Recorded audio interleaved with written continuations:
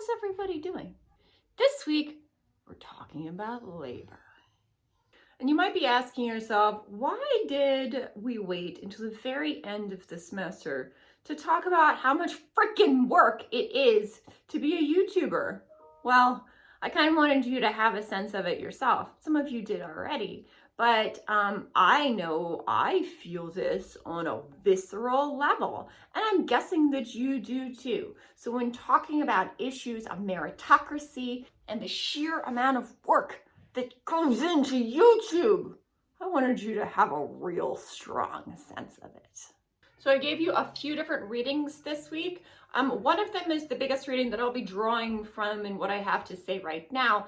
And that is this article, Mythologies of Creative Work in the Social Media Age by Brooke Aaron Duffy and Elizabeth Wissinger. So we're going to be talking about that here. But the other article that I want to make sure that you read this week is the one by Robert Kinkle. So Robert Kinkle, you have to remember, is the chief business officer of YouTube. So when you are reading that article, keep in mind that he has YouTube's entire corporate image at stake in everything that he's saying.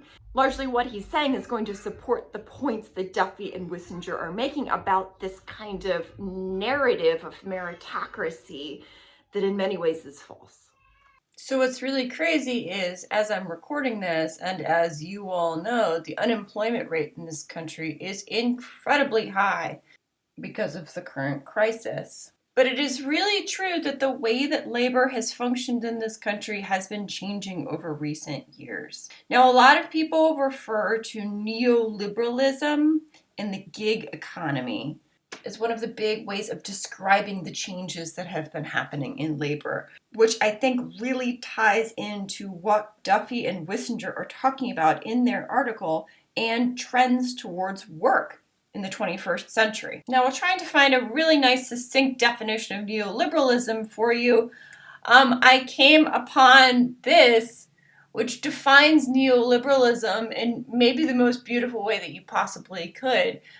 This is the Routledge page. They're trying to sell the Handbook of Neoliberalism for $244. The reason this is so ironic, in case you're curious, is that these three authors, Simon Springer, Keen Birch, and Julie McLevy, I don't know what kind of deal that they struck with Routledge in order to write this book, but I guarantee that in the process of getting this contract, turning in drafts, editing, all of these things, these three authors probably put in a lot more labor than they were being paid for. And yet, I bet that they felt that they had to put this extra labor into the production of this book because of the competition in the academic market. They needed this publication. They needed it to get a job. They needed it to get a promotion. They needed it to keep a job.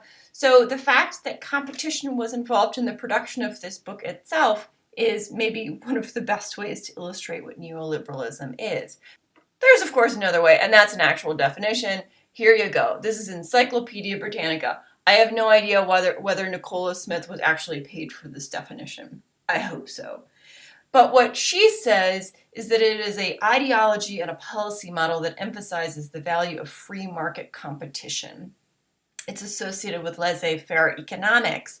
This is a version of capitalism that we've all become familiar with that has become common sense for us. But this is the belief in sustained economic growth is the way that human progress happens. It is unabashed confidence in the free market and the idea that the state should minimally intervene in economic and social affairs. In practice, what this has often led to is the growth of precarious labor. Some people describe this as the gig economy. Now, I stole this too, but I stole it from Cornell, and that is where I stole it from. A lot of labor experts have many things to say about neoliberalism and the gig economy, and what actually is good for workers versus good for corporations. So I wanted you to have a little bit of that background before I delve into concepts of different types of labor and what we think might be happening on YouTube. So I have a few things to say about this, and I'm hoping that some of it resonates with you as we kind of work through the types of labor that exist and the way in which they might relate to YouTube.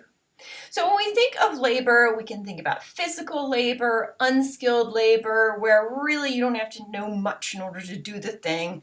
Semi-skilled, which requires some kind of physical training in order to do something. Very skilled labor, which you might be like a professional basketball player or something. We also talk about intellectual labor, which involves the production and dissemination of knowledge. That's what I am primarily, but I also kind of go into the creative labor and emotional labor categories as well. Creative labor means the creation of entertainment, information, ideas, and beauty. And you're creating something, right? You're a musician, you're an artist, you're a YouTuber, you make something, you do something, whether or not you're paid for it, it is work. But we also talk about some little more sticky and complicated forms of labor. Emotional labor, which I'm going to talk about more in a second because it is a contested term. And then your article defines both aesthetic labor and glamour labor, which is also kind of interesting. Your reading defines both glamour labor and aesthetic labor. Glamour labor they describe as the industries of fashion, beauty, modeling, and lifestyle. And they say that that's associated with a set of demands, keeping up appearances and performing this other kind of labor, aesthetic labor, in order to produce an image that projects one's status. Now, we associate this with lots of YouTubers, primarily, of course, beauty vloggers and fashion vloggers. And I would like to direct your attention towards that other article that I gave you too, the Ellie Homant and Catherine Sender article on queer immaterial labor in beauty videos.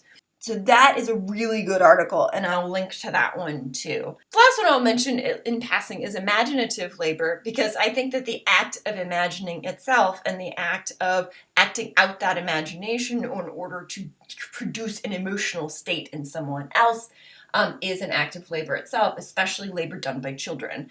But I am still 100% working through that idea, so I am not prepared to talk about it in any more detail. But let's jump back up to this idea of emotional labor, because this is a little bit of a sticky term. It was first coined by Arlie Hochschild in 1983 in a book she wrote, The Managed Heart. So she said that emotional labor is work that centrally involves trying to feel the right feeling for the job. So this means being a teacher, a nursing home worker, a child care worker. Your emotions and managing your emotions is part of the job that you're doing.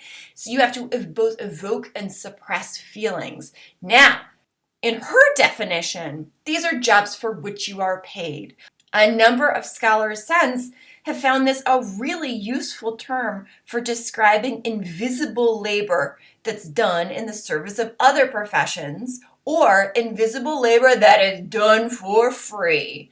Gemma Hartley writes in Fed Up, Emotional Labor, Women and the Way Forward, that it is emotion management and life management combined. It's the unpaid, invisible work we do to keep those around us comfortable and happy. Some of the other terms associated with this are emotion work, the mental load, the mental burden, domestic management, clerical labor, and invisible labor. This means to know when people's birthdays are, to make sure that I bought all of the treats for a given holiday, to make sure that everybody is happy. Generally speaking, many people describe the experience, especially many women describe the experience of feeling like they're in charge of everybody being happy at all times. And that often means putting a huge amount of effort into events, into investing in other people's happiness other than your own.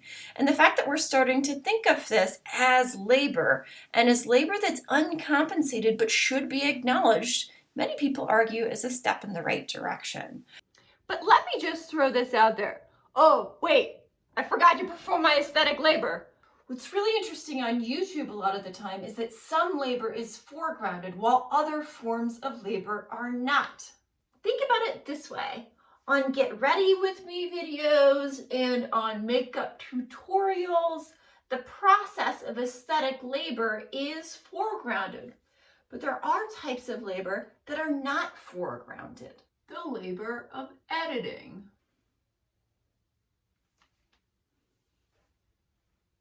The labor of planning.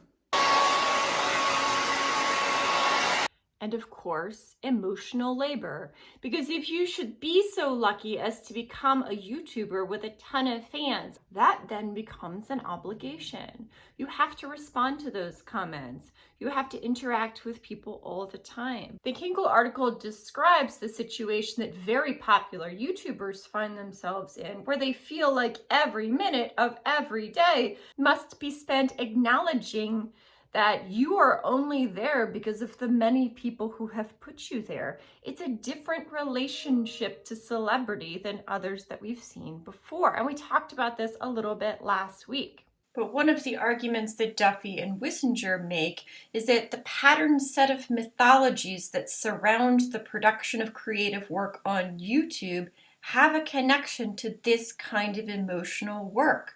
This emphasis on meritocracy, that you can make it if only you present yourself in the right way, if only you privilege fun, authenticity, and creative freedom over anything else in the personal narrative that you present. That whole set of ideas sometimes undermines the realities of precarious labor in the digital economy, the neoliberal world in which we find ourselves today. Now, whether this is good or bad is up to you.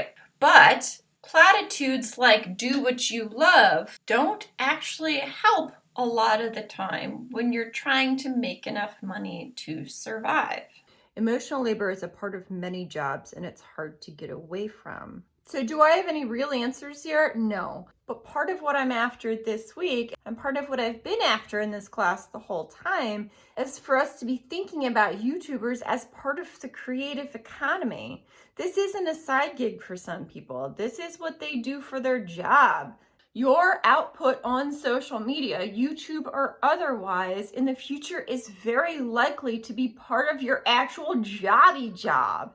And even if your job is not literally being a YouTuber, your ability to create YouTube videos and your ability to present yourself online in a thoughtful, in a critical way is going to be key to your success in the 21st century job market.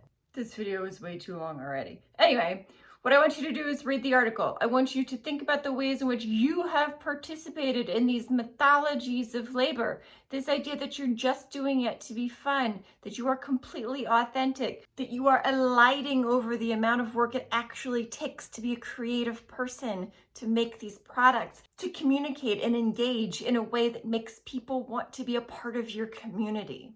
All of those are forms of labor, and I think that it's worth us thinking about them that way. All right, more questions on the discussion board. Hey, do you want all that in a nutshell? Making videos is really hard work.